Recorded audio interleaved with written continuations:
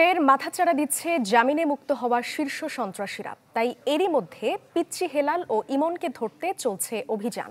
সংবাদ সম্মেলনে একথা জানিয়েছেন ঢাকা মহানগর গোয়েন্দা পুলিশের প্রধান। তবে আইন শৃঙ্খলা পরিস্থিতি কবে স্বাভাবিক হবে এ নিয়ে স্পষ্ট কোনো উত্তর দেননি তিনি।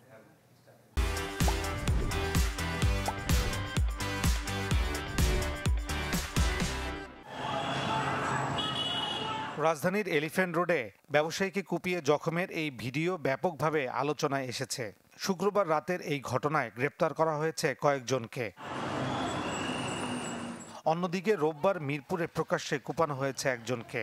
রাজধানীর আইনশৃঙ্খলা পরিস্থিতির এমন প্রেক্ষাপটে সার্বিক বিষয় নিয়ে ঢাকা মহানগর গোয়েন্দা পুলিশের প্রধানের সংবাদ সম্মেলন। চিহ্নিত সন্ত্রাসীরা ফের মাথাচাড়া দিয়েছে বলে স্বীকার করেন তিনি।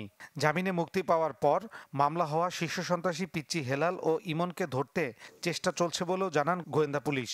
তবে আইনশৃঙ্খলা পরিস্থিতি স্বাভাবিক করা নিয়ে দেননি স্পষ্ট কোনো উত্তর। কোনো সন্ত্রাসী আমাদের আইনের আওতা থেকে রক্ষা পাবে না।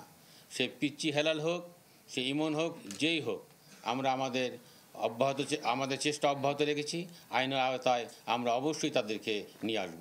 গেল 24 ঘন্টায় 27 জন চিহ্নিত অপরাধীকে ঢাকার বিভিন্ন স্থান থেকে ডিবি গ্রেপ্তার করেছে জানিয়ে তিনি বলেন, চাঁদাবাজ যেই হোক ছাড় দেয়া হবে না। চিহ্নিত সন্ত্রাসী, চাঁদাবাজ, ছিনতাইকারী ও মাদক ব্যবসায়ীদের বিরুদ্ধে আমাদের কঠোর অভিযান অব্যাহত রয়েছে। জনগণের স্বস্তি ফিরিয়ে আনার লক্ষ্যে আমরা আমাদের সর্বোচ্চটা দিয়ে অপরাধীদেরকে আইনের আওতায় নিয়ে আসতে আমরা বদ্ধপরিকর। 5 আগস্ট পরবর্তী পুলিশের হারিয়ে যাওয়া মনোবল ফিরিয়ে আনার চেষ্টা চলছে বলেও জানান গোয়েন্দা পুলিশের অতিরিক্ত কমিশনার। ফয়সাল হোসেন, চ্যানেল 24, ঢাকা।